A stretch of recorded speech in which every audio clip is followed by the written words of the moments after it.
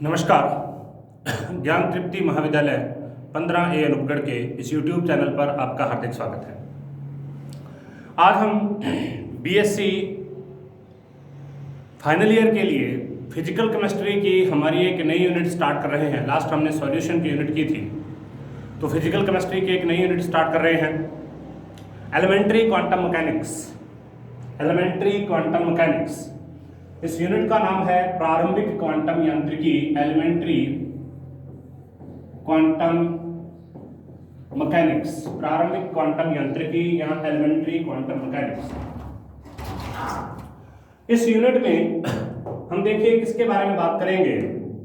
सबसे पहले अगर हम बात करें तो क्वांटम मैकेनिक्स जो है, क्वांटम मैकेनिक्स एक्चुअली में किसको बताती है, परमाणु संरचना के जो नवीनतम मॉडल हैं, परमाणु संरचना के जो नवीनतम मॉडल हैं, मतलब जो वर्तमान में प्रचलित मॉडल हैं, उनको जो क्वांटम के द्वारा ही समझाया जाता है। देखिए बहुत सारे मॉडल आए, जैसे सबसे पहले कणाद, जो भारतीय ऋषि हैं उन्होंने इसका एक कण के बारे में बताया। थॉमसन का मॉडल आता है, बोर का मॉडल आता है, उसके अलावा अगर हम बात करते हैं थॉमसन बोर रदरफोर्ड का मॉडल आता है। तो ये सारे बहुत सारे मॉडल अलग अलग टाइम पर अलग अलग प्रकार के मॉडल आते रहे और अलग अलग प्रकार से परमाणुीय संरचना को समझाने का प्रयास किया जाता रहा। इसके बाद कई प्रकार के वैज्ञानिक आए हैं, जिनमें हाइजेनबर्ग, उसके अलावा डी ब्रॉगली, उसके अलावा अगर हम बात करते हैं तो श्रोडिंगर, ये 3-4 वैज्ञानिक आए जिन्होंने क्वांटम्स के ऊपर बात किया। अब वर्तमान में ये मॉडल फेल होने के बाद ये मॉडल अलग अलग प्रकार के मॉडल आए और एक के बाद एक उन मॉडल्स में कुछ ना कुछ कमियां जो है वो सामने आती थी। अब इन मॉडलों की कमियों को दूर करने के लिए हमने जिसमें डाल्टन का भी है और ये सारे मॉडल हैं, मॉडलों को कमियों को दूर करने के लिए विभिन्न प्रकार के वैज्ञानिकों ने अपना योगदान दिया, जिसमें हाइजेनबर्ग, डी ब्रॉगली, श्रोडिंगर, उसके अलावा आइंस्टीन, उसके अलावा प्लांक। तो ये सारे के सारे जो साइंटिस्ट हैं, इन सभी का योगदान है। तो वर्तमान में जो परमाणुीय संरचना को समझाने का सबसे अच्छा मॉडल है, परमाणुीय संरचना किस प्रकार से होती है और जो परमाणुीय संरचना है उसको किस प्रकार से समझाया जाता है, उसका वर्तमान में जो सबसे अच्छा मॉडल है उसको हम कहते हैं क्वांटम मॉडल। वर्तमान में जो मॉडल चल रहा है ये क्वांटम मॉडल है, जिसके अंदर क्वांटाज के बारे में बात की गई है। क्वांटाज होती है फोटोन, या हम कह देंगे ऊर्जा के पैकेट्स का एक जगह से दूसरी जगह पर जाना, उसको फोटोन या क्वांटा कहते हैं।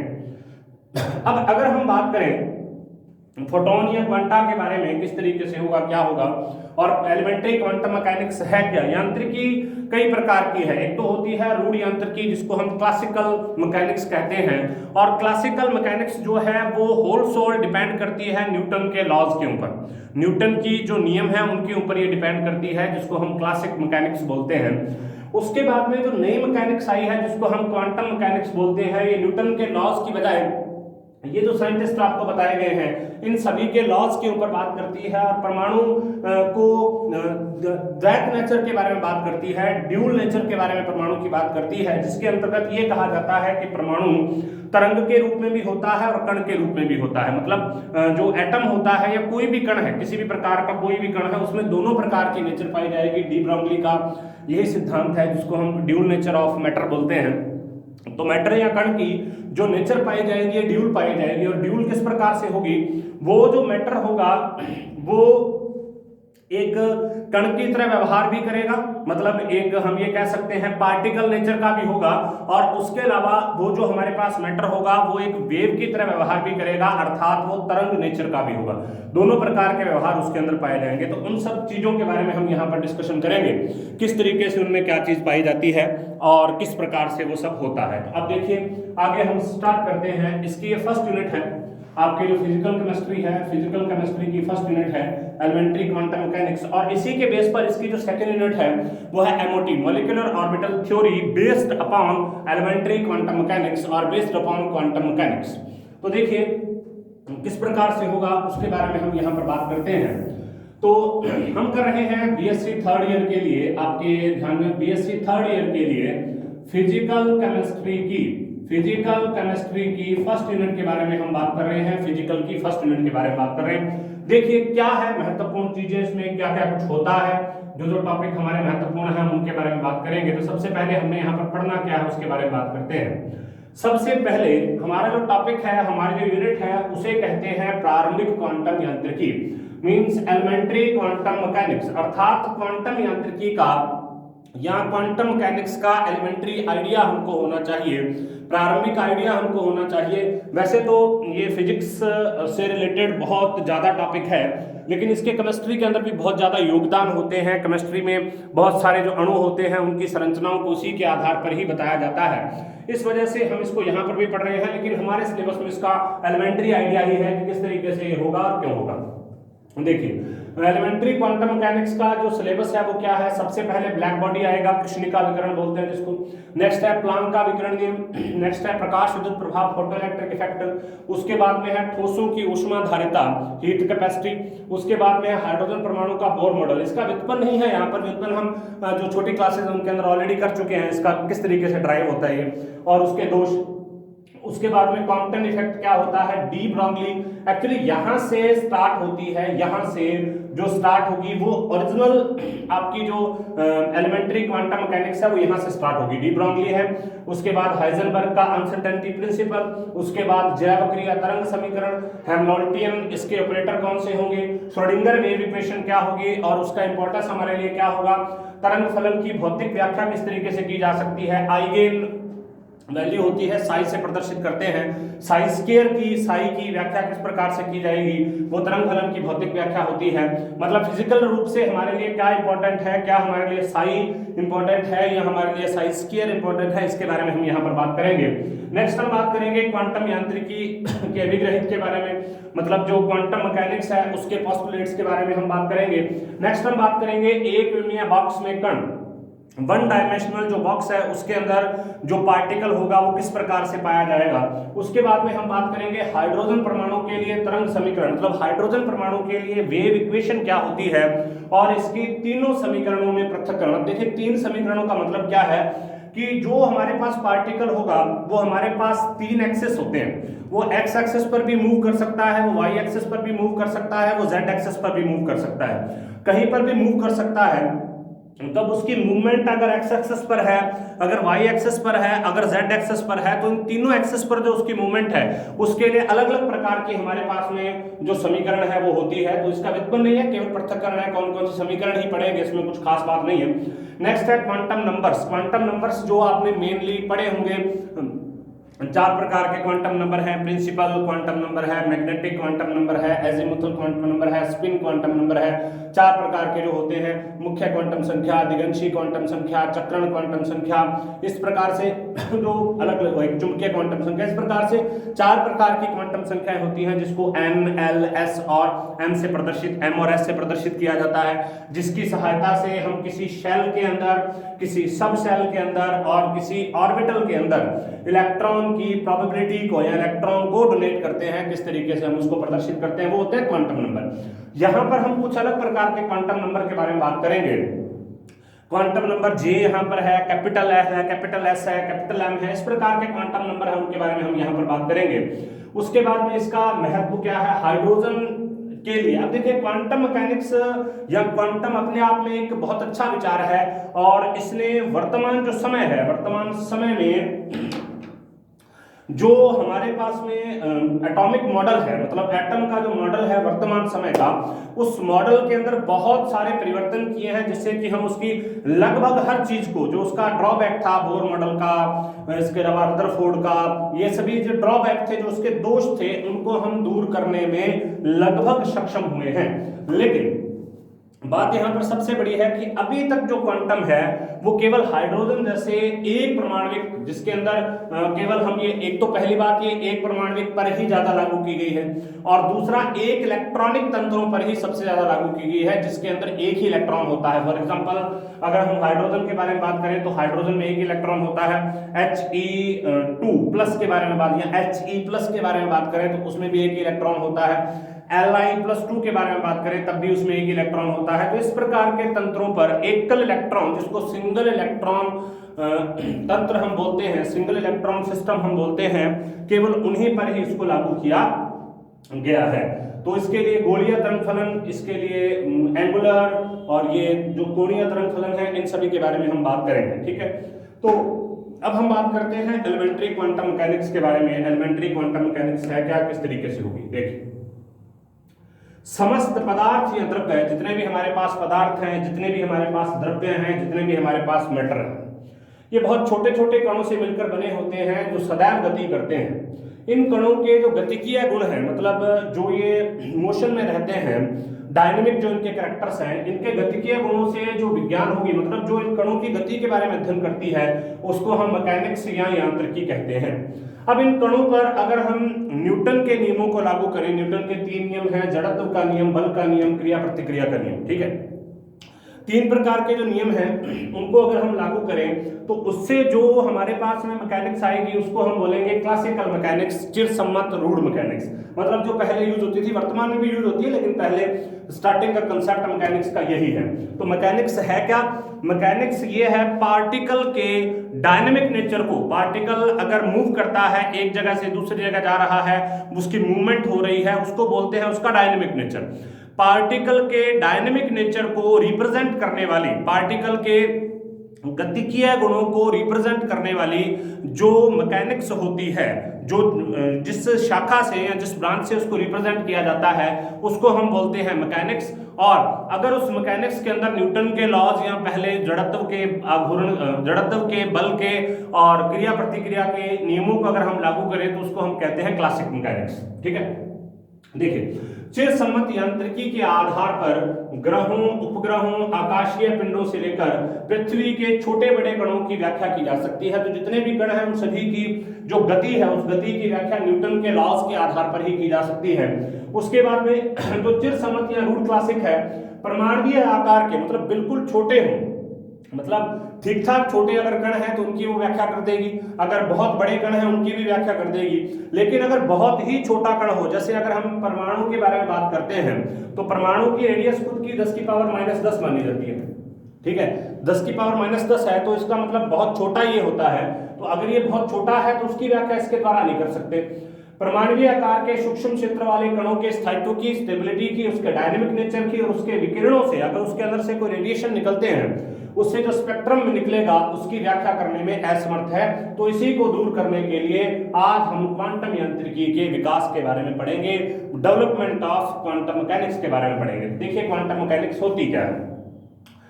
एक क्वांटम मैकेनिक्स है, एक वेव मैकेनिक्स है। वेव मैकेनिक्स जो है वो तरंग गुणों पर आधारित होती है कि सभी पार्टिकल के अंदर एक वेव नेचर भी होता है, उसके ऊपर वेव मैकेनिक्स आधारित है।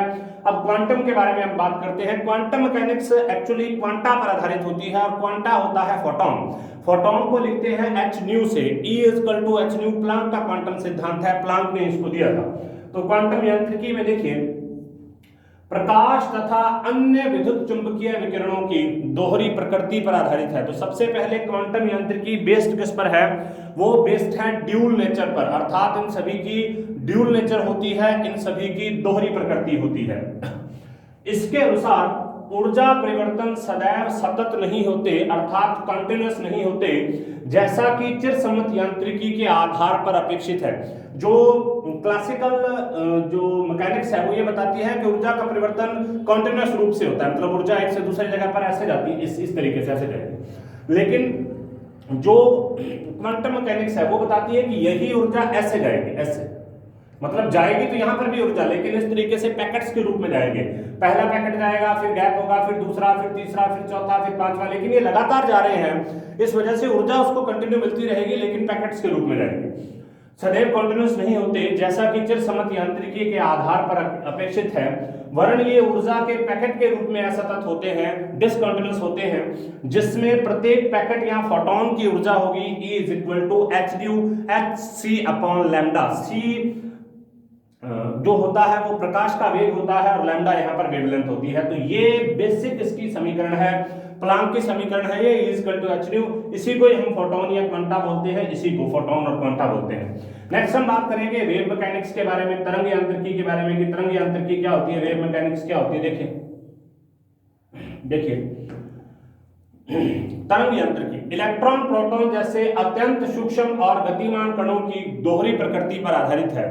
जो वेव मैकेनिक्स होती है ये उन छोटे छोटे पार्टिकल्स की ड्यूल नेचर पर आधारित होती है। जो पार्टिकल नेचर के तो होते ही होते हैं, उसके अलावा वो अगर हम बात करें पार्टिकल नेचर के अलावा उनकी वेव नेचर भी होती है, लेकिन छोटे छोटे होते हैं। इलेक्ट्रॉन प्रोटॉन जैसे अत्यंत सूक्ष्म व गतिमान कणों की दोहरी प्रकृति पर आधारित है।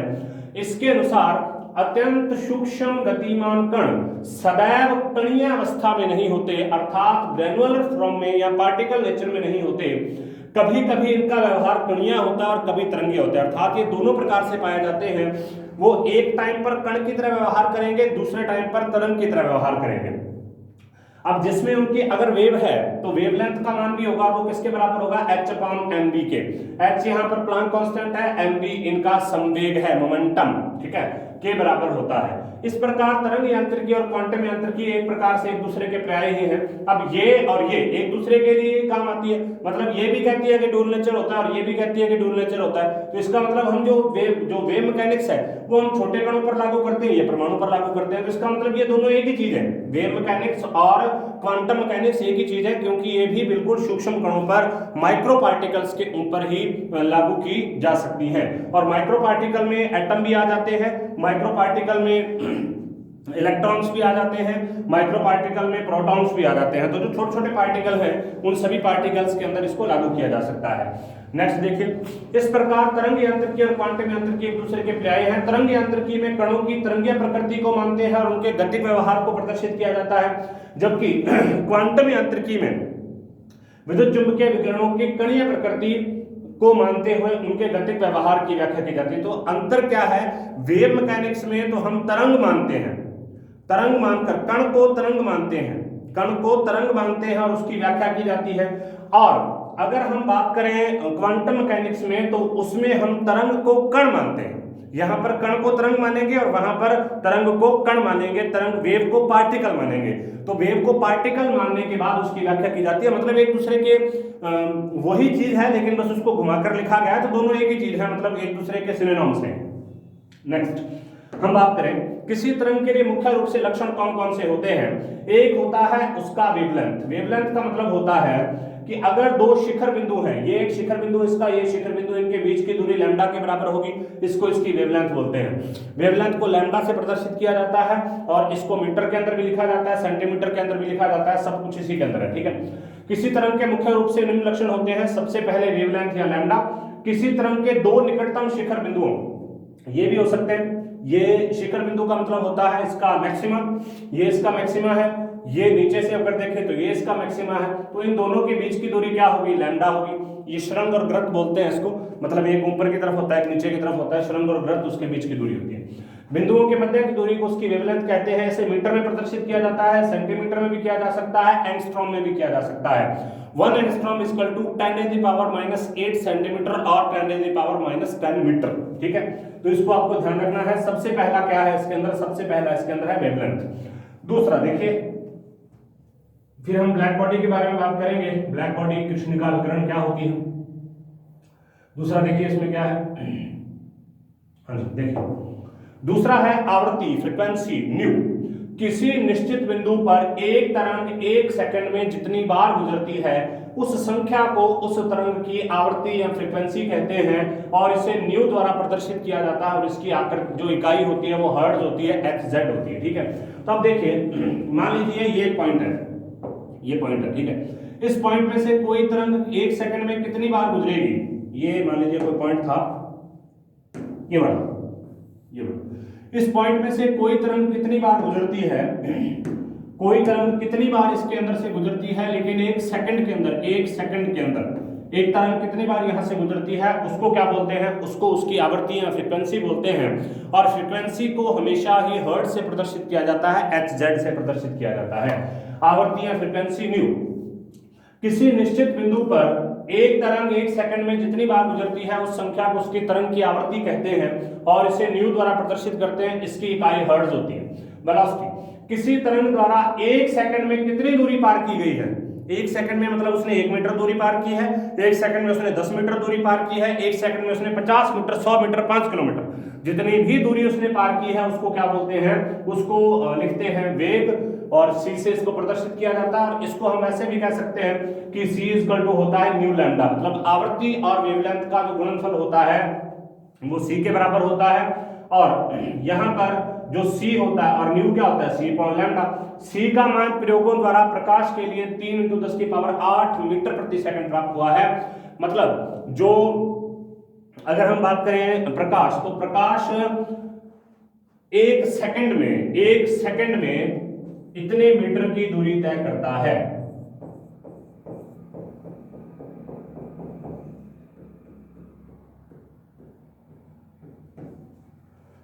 इतने मीटर मतलब अगर हम बात करें 30 करोड़ मीटर के आसपास की ये दूरी बनती है जिसको वो एक सेकंड के अंदर पार करता है। तो बहुत सारे किलोमीटर के हिसाब से हो जाएंगे। तो अगर हम बात करते हैं प्रकाश के वेग की, तो प्रकाश का वेग होता है 3 × 10⁸ मीटर प्रति सेकंड। तो ये वेग है इसका। वेग का मतलब है एक प्रकाश की तरंग के द्वारा एक सेकंड के अंदर कितनी दूरी को तय किया जाता है। नेक्स्ट है तरंग संख्या या संचरण संख्या। न्यू बार से इसको प्रदर्शित करते हैं। इकाई दूरी सामान्यतः 1 सेंटीमीटर में कितनी तरंगें संचरित होती हैं, 1 सेंटीमीटर में कितनी तरंगें जाती हैं उसको उसकी तरंग संख्या कहते हैं। और ये ध्यान रखना है हमेशा फ्रीक्वेंसी के ऊपर बार लगाकर इसको प्रदर्शित किया जाता है, और मतलब न्यू के ऊपर बार लगाकर इसको प्रदर्शित किया जाता है। और हमेशा ये लैम्डा का या वेवलेंथ का व्युत्क्रमानुपाती होता है। वेवलेंथ का हमेशा ही ये रिवर्सली प्रोपोर्शनल होगा। इकाई दूरी सामान्यतः 1 सेंटीमीटर में संचरित होने वाली तरंगों की संख्या को तरंग संख्या कहते हैं। इसका मान तरंग दैर्ध्य के व्युत्क्रम होता है, अर्थात न्यू बार इक्वल टू 1/लैम्डा। तरंग संख्या को प्रति सेंटीमीटर इनवर्स या प्रति मीटर इनवर्स से व्यक्त किया जाता है। अब यहाँ पर हम एक क्वेश्चन के बारे में बात करेंगे। एक यहाँ पर क्वेश्चन है तरंग की संचरण संख्या को ज्ञात करना है और किसके आधार पर ज्ञात करना है। वेवलेंथ 1500 है तो इसका उल्टा ही करना है, जिसका और उसमें कुछ है नहीं। उस पराबैंगनी तरंग की तरंग संख्या ज्ञात कीजिए जिसकी वेवलेंथ का मान 1500 एंगस्ट्रॉम है। तो न्यू बार इक्वल टू 1/लैम्डा 1/1500 angstrom. New bar equal to 1/1500 into 10⁻⁻8 centimetre. अब जब हम इसको करेंगे तो ये आ जाएगा 6.6 इंटू 10⁻4 सेंटीमीटर इनवर्स प्रति सेंटीमीटर। मीटर या प्रति मीटर या सेंटीमीटर में इसकी जो इकाई होती है, प्रति मीटर या प्रति सेंटीमीटर में इसकी जो इकाई होती है वो पाई जाती है। तो नेक्स्ट देखिए वेव फंक्शन। वेव फंक्शन में आपको एक चीज ध्यान रखनी है, वेव फंक्शन को हमेशा साई से प्रदर्शित किया जाता है। इस तरीके से साई से प्रदर्शित किया जाएगा। अब साई कई प्रकार का होता है, ये आता होता है, ये पूरा होता है, ठीक है। तो ये भी बढ़ाएंगे अपने आगे कि किस तरीके से आएगा, इसी के अंदर आएगा वो क्या होता है, किस तरीके से होता है, उसके बारे में बात करेंगे। एक दिए गए ऊर्जा स्तर में किसी गतिशील सूक्ष्म कण, उदाहरण के लिए एक परमाणु में कोई इलेक्ट्रॉन के बारे में सूचनाएं प्रदान करने के लिए, किसी परमाणु में कोई इलेक्ट्रॉन है उसके बारे में समस्त सूचनाएं, अर्थात वो कहाँ है, किस तरीके से, कौन से शेल, कौन से सब शेल, कौन से ऑर्बिटल में है, तो वो सारी उसकी सूचनाएं हैं। उसको प्रदान करने के लिए गणितीय व्यंजक या एक फंक्शन का यूज किया जाता है जिसे हम साई कहते हैं। इस तरंग फलन को अवस्था फंक्शन या स्टेट फंक्शन कहते हैं क्योंकि यह निर्देशांकों का फलन होता है। निर्देशांक होते हैं x, y और z, तो इनके ऊपर ये डिपेंड करता है। किसी क्षण विशेष पर एक गतिशील कण की स्थिति समय पर निर्भर करती है, अर्थात किस समय पर वो कहां पर होगा तो समय पर निर्भर करती है। अतः अवस्था फलन साई निर्देशांकों का मतलब है x, y, z और समय दोनों का फलन होता है। एक विमीय तंत्र, एक विमीय का मतलब है जिसकी 1 डायमेंशन है, तो 1 डायमेंशन या तो x होगी या तो y होगी या तो z होगी। तो इसका मतलब उसके लिए साई की वैल्यू क्या होगी, psi is equal to psi x t. चिर सम्मत यांत्रिकी में अर्थात क्लासिकल मैकेनिक्स में स्टेट या अवस्था का तात्पर्य इस बात से होता है कि किसी क्षण तंत्र के प्रत्येक कण की स्थिति और वेग क्या है और उस पर कौन कौन से बल कार्य कर रहे हैं। तो यहाँ पर स्टेट के बारे में आपको बिल्कुल पता होना चाहिए कि वो होगा क्या। चिर सम्मत यांत्रिकी जो है उसमें तो ये स्टेट ये बताती है कि कोई क्षण तंत्र के प्रत्येक कण की स्थिति क्या और उसका वेग क्या और उस पर बल कौन कौन से कार्य कर रहे हैं। जबकि जब हम बात करते हैं क्वांटम मैकेनिक्स के बारे में, तो क्वांटम मैकेनिक्स उस कण के बारे में उसकी स्थिति को बताती है कि वो इस समय पर कौन से एक्सिस पर होगा, कौन से निर्देशांक पर पाया जाएगा। तो यहाँ पर ये महत्वपूर्ण चीजें हैं, 3-4 चीजों के बारे में हमने यहाँ पर पढ़ा है। कौन कौन सी चीजों के बारे में हमने यहाँ पर पढ़ा है? वेव फंक्शन के बारे में पढ़ा है, और बाकी सब कुछ चीजें जो है उनके बारे में भी हमने यहाँ पर विस्तार से अध्ययन किया है। उसके बाद में नेक्स्ट देखते हैं हम कृष्णिका विकिरण के बारे में।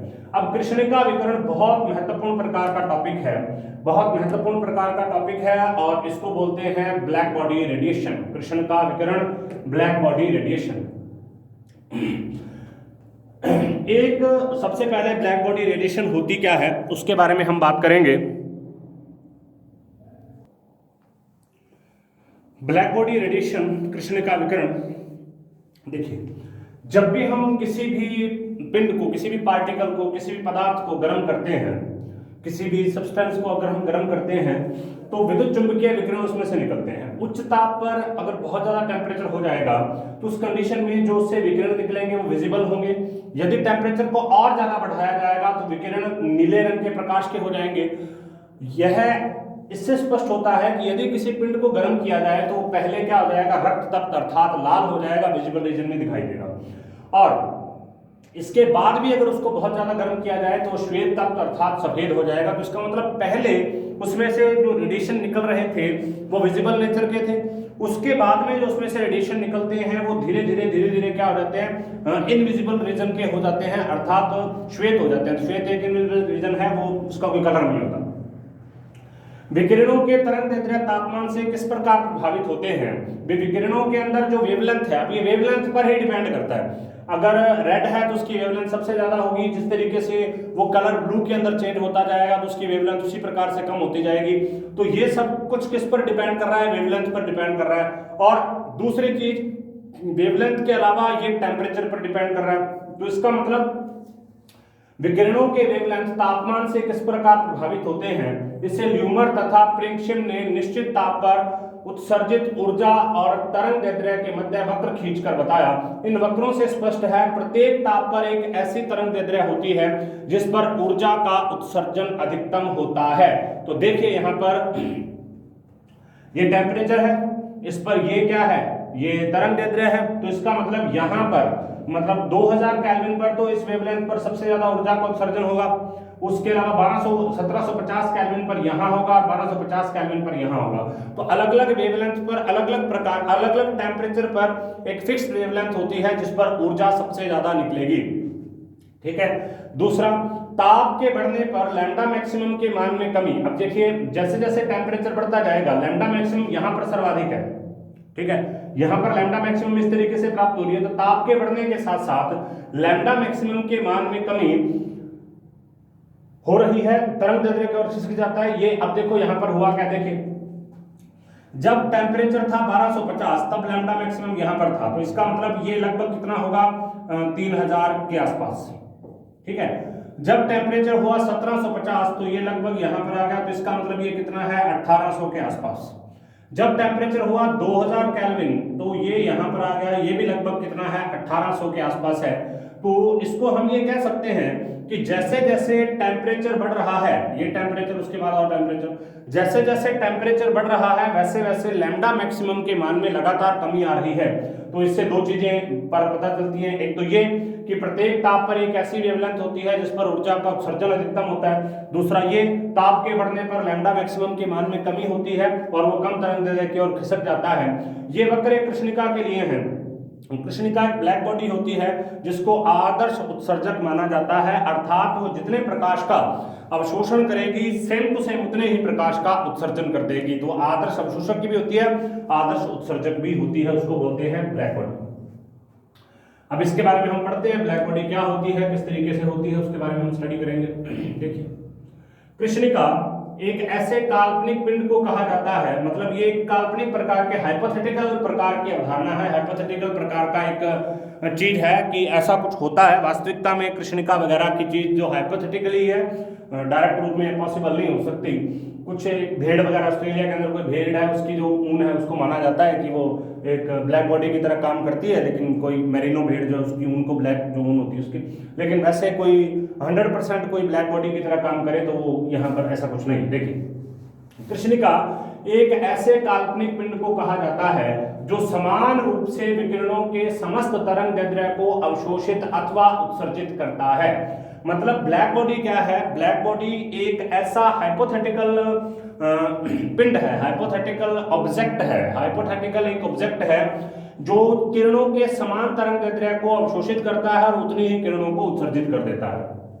एक कृष्णिका समस्त आपतित विकिरणों को अवशोषित कर लेती है, मतलब जितने विकिरण उसके ऊपर डलेंगे वो सबको अवशोषित कर लेगी, उनमें से किसी को भी परावर्तित नहीं करती, जितने उसके ऊपर डलेंगे सबको ऑब्जर्व कर लेगी, रिफ्लेक्ट किसी को भी नहीं करेगी। एक आदर्श कृष्णिका के रूप में एक ऐसा ऑब्जेक्ट होना चाहिए, एक ऐसा पिंड होना चाहिए जिसमें उसके समस्त आंतरिक भाग की तुलना में एक अनंत सूक्ष्म छेद हो। मतलब जो उसका आंतरिक भाग है उसकी तुलना में उसमें छेद जो पाया जाए वो बहुत छोटा सा पाया जाए। लेकिन वास्तविकता में प्रायोगिक कार्यों के लिए, प्रैक्टिकल के लिए हम इस प्रकार के जो कृष्णिका है उसके लिए क्या यूज करते हैं? एक 5 सेंटीमीटर व्यास का 20 सेंटीमीटर लंबाई वाला एक खोखला सिलेंडर लेते हैं जिसकी लंबाई क्या है? 5 सेंटीमीटर है, व्यास उसका क्या है, मतलब इस तरीके से तो 5 सेंटीमीटर है, ठीक है, और 20 सेंटीमीटर लंबा है और उसके ऊपर टिप पर उसके एक किसी भी एक सिरे पर 1 से 2 सेंटीमीटर वाला एक छेद हो। मतलब इस तरीके से हम इसको बना सकते हैं। मान लीजिए ये है, ये यहां पर ऐसे ऐसे ऐसे, तो ये इसका व्यास हो गया, ऐसे थोड़ा टेढ़ा सा बन गया, ठीक है। तो ये जो होगा, ये इसमें ये यहां पर जो छेद होगा वो यहां पर होगा, एक ही सिरे पर होगा, मान लीजिए यहां पर एक छेद है, ठीक है। ये जो इसकी लंबाई है, ये लंबाई, ये जो लंबाई यहां से यहां तक है, ये कितनी है? L बराबर है 20 सेंटीमीटर, ठीक है। और ये जो इसका रेडियस है ये कितना है? 5 सेंटीमीटर। और ये जो छेद है ये कितना है? 1 से 2 सेंटीमीटर। ये ब्लैक बॉडी, ठीक है। तो ब्लैक बॉडी का मतलब क्या है? ब्लैक बॉडी का मतलब आजकल जो प्रैक्टिकल के लिए यूज किए जाते हैं, खोखला सिलेंडर होता है, अंदर से खोखला है, इसका व्यास इस प्रकार से होगा, ऊपर से यहां पर इसके अंदर एक छेद होगा और इस प्रकार से ये एक सिलेंडर होगा जिसकी लंबाई 20 सेंटीमीटर होती है, ठीक है। नेक्स्ट देखिए, किसी पिंड द्वारा आपतित किरणों का जो भाग अवशोषित होता है, मतलब किसी ऑब्जेक्ट के ऊपर हमने बहुत सारी किरणों को डाला और उसने उसके 100 किरणों में से लगभग 30, 40, 50 किरणों को उसने अवशोषित कर लिया, तो उसे अब्जॉर्प्टिविटी बोलते हैं, अवशोषकता बोलते हैं। चूंकि कृष्णिका समस्त आपतित किरणों को अवशोषित करती है, अतः उसके लिए लैम्डा, अवशोषकता या लैम्डा बोलते हैं, और उसके लिए लैम्डा का मान इकाई होता है, हमेशा 1 होता है, क्योंकि वो जितने उसके ऊपर डालेंगे वो सारे के सारे क्या कर लेगी? अवशोषित कर लेगी। अतः कृष्णिका वह सतह या पृष्ठ होता है जिसका अवशोषणांक इकाई हो। तो ध्यान रखिए, ब्लैक बॉडी क्या है? ब्लैक बॉडी वह सतह या वह पृष्ठ है जिसका अवशोषणांक इकाई होता है, जिसका अवशोषणांक इकाई या जिसकी अब्जॉर्बिविटी 1 होती है, सिंगल होती है। अर्थात कृष्णिका उन सभी विकिरणों को अवशोषित कर लेता है जो उस पर डाले जाते हैं। जितने हम उसके ऊपर विकिरण डालेंगे वो सारे के सारे विकिरणों को क्या कर लेगा? अवशोषित कर लेगा। किसी पिंड की सतह के इकाई क्षेत्रफल से इकाई समय में, कोई हमारे पास पिंड है, उसकी कोई सतह है तो उसका इकाई क्षेत्रफल है, मतलब हमने 1 सेंटीमीटर स्क्वायर का हमने क्षेत्रफल ले लिया, उसमें 1 सेकंड में, 1 मिनट में, 1 घंटे में कोई इकाई समय है हमारे पास, उसमें कितनी ऊर्जा उत्सर्जित हुई है उसको संपूर्ण उत्सर्जन क्षमता या ई कहते हैं। तो अभी हमने कृष्णिका के बारे में बात की, किरचॉफ का नियम वगैरह अगली वीडियो में हम करेंगे, लेकिन अब हम यहाँ पर एक बार जो बात कर रहे हैं वो कृष्णिका के बारे में बात कर रहे हैं। तो कृष्णिका क्या है? कृष्णिका एक प्रकार का काल्पनिक प्रकार का पिंड है जो समान रूप से विकिरणों के समस्त वेवलेंथ को अवशोषित करती है और समान रूप से उसको उत्सर्जित भी करती है। एक सिलेंडर के रूप में दिया जाता है, अवशोषकता को लैम्डा कहते हैं, उसका मान 1 होता है, अर्थात वह पृष्ठ जिसकी अवशोषकता अवशोषणांक इकाई हो उसको हम क्या बोलते हैं? कृष्णिका बोलते हैं। और उत्सर्जन क्षमता क्या है? इकाई क्षेत्रफल में से उत्सर्जित होने वाले कुल ऊर्जा को उसकी संपूर्ण उत्सर्जन क्षमता या टोटल एमिशन पावर कहते हैं। तो आज हमने बात की एलिमेंट्री क्वांटम मैकेनिक्स के बारे में। एलिमेंट्री क्वांटम मैकेनिक्स के बारे में हमको क्या क्या कुछ पढ़ना है, वेव मैकेनिक्स क्या होती है, क्वांटम मैकेनिक्स क्या होती है, क्लासिकल मैकेनिक्स क्या होती है, एक तरंग के गुण कौन कौन से हैं, वेवलेंथ क्या है, तरंग संख्या क्या है, उसकी आवृत्ति या फ्रीक्वेंसी क्या होती है, इन सब चीज़ों के बारे में हमने बात की। उसके बाद में उसका वेग क्या होता है, उसके बाद में हमने जो यहाँ पर बात की है वो ब्लैक बॉडी रेडिएशन विकिरण के बारे में ग्राफ की सहायता से बात की है, और उसके बाद में हम कृष्णिका के बारे में बात किया। उसके बाद जो नेक्स्ट हमारी वीडियो होगी उसमें हम इसी से आगे चलेंगे, ब्लैक बॉडी वगैरह के बारे में हम बात करेंगे, और फोटो इलेक्ट्रिक इफेक्ट वगैरह उन सब चीज़ों के बारे में हम बात करेंगे। तब तक आप इस वीडियो को देखते रहें। किसी भी प्रकार की कोई भी प्रॉब्लम आपको आती है तो आप कमेंट सेक्शन में कमेंट कर सकते हैं, डायरेक्ट मुझसे संपर्क भी कर सकते हैं। धन्यवाद।